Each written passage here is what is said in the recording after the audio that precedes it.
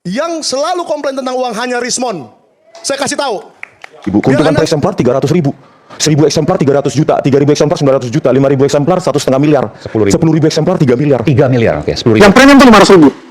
Anda cetak penerbitan cetak itu 150.000. Ini sangat beda. Kalikan yang 3.000 deh. Benar, karena dia tidak mendapatkan apa-apa untuk itu. Salah. Rismon sebelum live itu ngomong ke saya, cabai merah, kalau misalkan ditawarin 5 miliar, kamu mau belot enggak? Kayak gitu. Dalam sebuah kesempatan debat, Andi Aswan membongkar sebuah fakta mengejutkan. Bahwa salah satu alasan Rismon balik arah meninggalkan Roy Suryo dan kawan-kawan adalah karena pertengkaran soal hasil penjualan buku. Menurut Rismon, sebagaimana yang dituturkan oleh Andi Aswan, dia tidak mendapatkan royalti dari penjualan buku Jokowi S White Paper. Di telinga masyarakat awam, berita ini tentu sangat mengejutkan. Karena ada ribuan orang yang membeli buku JWP dan Gibran Endgame, bukan karena tertarik membaca isinya, tapi karena motivasi ingin membantu apa yang mereka sebut perjuangan untuk mengetahui keaslian ijazah mantan Presiden Joko Widodo. Lalu bagaimana mungkin ketulusan para penyumbang dana melalui penjualan buku, justru dikhianati karena niat memperkaya diri? Mari kita kupas secara tuntas, karena imbas mengejar keuntungan dari sebuah kasus viral pada akhirnya berujung dipolisikan. Alhamdulillahirrahmanirrahim.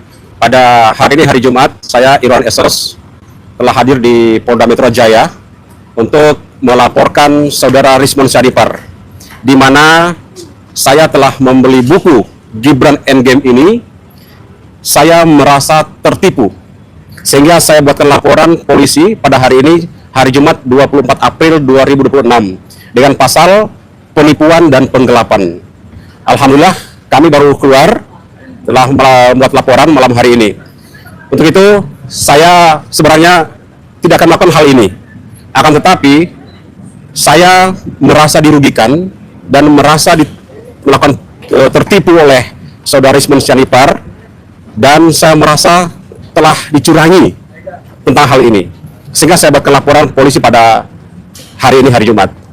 Untuk itu, pada saya pribadi juga tidak akan berhenti untuk mengungkap persoalan ini, dan saya tidak akan tanggung-tanggung. Insya Allah saya akan proses dan kawal terus persoalan ini, laporan saya. Oke, gitu. ini salah satunya nih. Ya. Sebelah saya membeli sampai 60 waktu itu.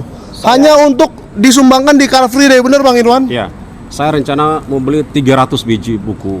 60 buku saya bagikan di Car Free Day pada waktu itu sama Rismon. Ya. Saya pikul hampir 1 kilo di belakang Hotel Mandarin sampai ke Bundaran HI. Itu Bayangkan, seorang warga bahkan berniat membeli sampai 300 eksemplar. Dan dari sini, kita tahu bahwa 300 eksemplar itu tentu bukan untuk dirinya sendiri. Bukan karena ingin dibaca, dan bukan karena ingin dijadikan koleksi ataupun pajangan semata.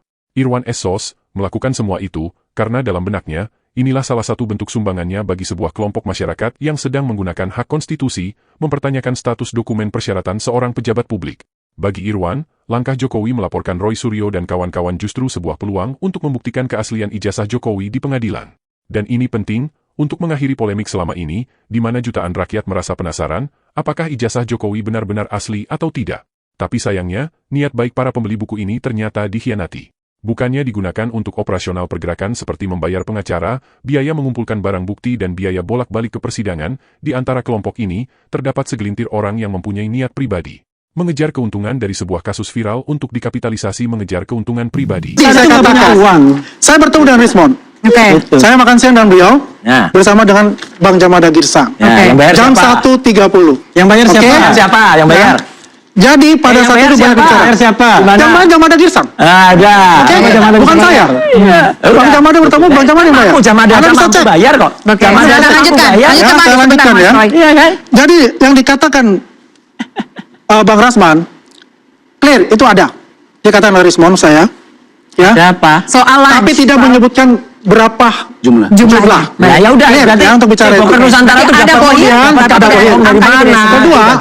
kedua, sebetulnya mereka ini sedang berseteru di dalam. Ya, siapa saja itu artinya? Tifa dengan Rismon, masalah buku. Oke. Jokowi White Paper. Oke. Selama ini Rismon itu benar dikatakan dieksploitasi. Ya, sampai dia tidak mendapatkan namanya royalti, dia tidak dapat. Ya, harga buku berapa? Yang premium itu 500.000. Harga cetak penerbitan cetak itu 150.000. Ini 30.000. sangat beda. Dikalikan dengan 3.000 deh. Dan dia tidak mendapatkan apa-apa untuk itu. Salah. Berarti artinya Rismon Cerita ini diungkapkan Andi Aswan dalam sebuah debat di TV pada tanggal 3 April 2026. Rismon keluar dari tim karena menurut Andi Aswan, Rismon tidak mendapatkan royalti dari hasil penjualan buku Jokowi's White Paper, sebuah buku yang ditulis bersama antara Rismon, Dr. Tifa dan Roy Suryo. 2 minggu kemudian, tepatnya 21 April 2026, pernyataan Andi Aswan ini akhirnya terkonfirmasi. Rismon yang menantang Roy Suryo adu debat ilmiah, justru sebagian diantaranya kembali diisi dengan mengungkit soal uang penjualan buku. Peneliti, sejak kapan sih dia mengklaim dirinya peneliti? Dirinya sebagai pejuang dan peneliti, di depan media, tanpa malu-malu mengumbar kekecewaannya karena tidak mendapatkan keuntungan signifikan dari penjualan sebuah buku. Jika selama ini dalam buku-buku sejarah yang kita pelajari di bangku sekolah, kita mengenal arti kata pejuang sebagai orang-orang yang rela berkorban harta, tenaga bahkan harta tanpa pamrih, tapi hari ini, Rismon justru mempertontonkan kepada publik, sebuah realita ini, kita tidak hanya dipertontonkan moralitas seorang Rismon yang cukup dipertanyakan mempersoalkan keuntungan di depan publik, tapi juga ketidakmampuannya memahami manajemen sebuah usaha. Sekarang, perhatikan tabel yang dibuat oleh Rismon sendiri. Menurut Rismon, ada 2 jenis buku yang dicetak, yaitu buku Jokowi's White Paper versi ekonomi dengan harga percetakan Rp125.000 dan versi premium dengan harga cetak Rp150.000. Dari berbagai sumber, kita mendapatkan informasi bahwa di edisi pertama, mereka mencetak 2.000 eksemplar yang terdiri dari 1.000 eksemplar versi ekonomi dan 1.000 eksemplar versi premium. Sekarang, mari kita hitung. Untuk versi ekonomi dengan biaya percetakan Rp125.000 per eksemplar dikali 1.000 eksemplar sama dengan Rp125 juta. Sedangkan untuk edisi premium dengan harga percetakan Rp150.000 per eksemplar dikali 1.000 buku, sama dengan Rp150 juta. Sehingga total biaya percetakan di edisi pertama untuk 2 versi sama dengan Rp275 juta. Jika benar ada biaya pre-order atau PO sebesar Rp180 juta, itu masih jauh dari cukup untuk mencetak 2.000 buku di edisi pertama. Dan itu belum termasuk biaya distribusi dari percetakan ke gudang penyimpanan, kemudian dari gudang ke basis-basis penjualan, ongkos kirim, dan lain sebagainya. Selalu komplain tentang uang hanya Rismon. Saya kasih tahu, biar Anda ngerti. Maksudnya gimana? Yang selalu komplain tentang uang, aduh, ke Solo lagi, nggak ada duit. Aduh, ke ini lagi, keluar segini dong, keluar segitu dong. Itu selalu Rismon. Suruh dia bicara. Saya saja tidak pernah komplain. Saya tahu Baligi Academy itu hasilnya berapa YouTube-nya. Saya yakin bisa menutup, tapi dia kan nggak mau break even. Ratusan juta? Enggak lah, ratusan juta gimana sih? Enggak total? Iya mungkin ratusan juta kalau di total semua ya. Tapi setiap bulan mungkin puluhan juta? Ya, itu kan dia ada... Gede juga dong. Buat penginapan Baligi dia. Academy itu YouTube-nya Bang Rismon ya? Betul. Oke. Itu kan dia punya... Belasan juta per bulan? Ya, dia kan lumayan. ada kos-kosan, biaya kos-kosan, biaya makan dia dengan istrinya dan seterusnya.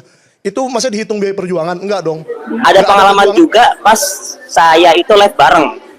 Nah, pas live bareng itu pas bareng Langkah Update juga di situ.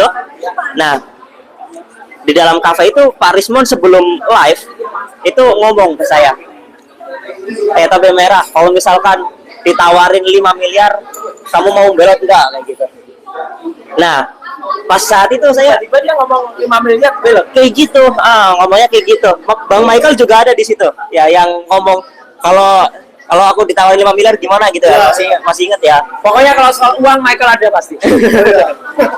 Nah, pas di situ saya bilang, kalau misalkan saya ditawarin, karena saya masih takut banget ya.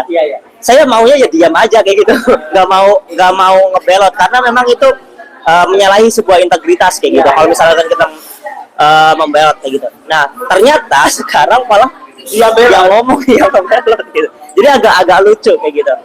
Agak tidak konsisten. Sen kiri belok kanan kayak gitulah. Dari rekam jejaknya, pernah ungkit uang 5 miliar jika ingin membelot, apakah ini berarti bahwa Rismon sendiri membelot justru karena mengejar nilai ini? Terlebih dalam rekam jejaknya sebagaimana diungkap Mikael Sinaga, Refli Harun, Andi Aswan dan Rismon sendiri, ternyata motivasi utama Rismon bergabung ke TPWA hanya untuk mengejar keuntungan dari penjualan buku. Dan jika ini yang terjadi, maka bukan hanya pembeli buku yang bisa keberatan tapi pihak-pihak lain yang dilibatkan hingga buku ini terbit dan dipasarkan dapat menggugat Rismon dengan pasal penipuan. Mereka sudah dimanfaatkan, seorang dengan gelar yang dipertanyakan, berpura-pura meneliti, lalu menerbitkan buku untuk mendapatkan keuntungan pribadinya.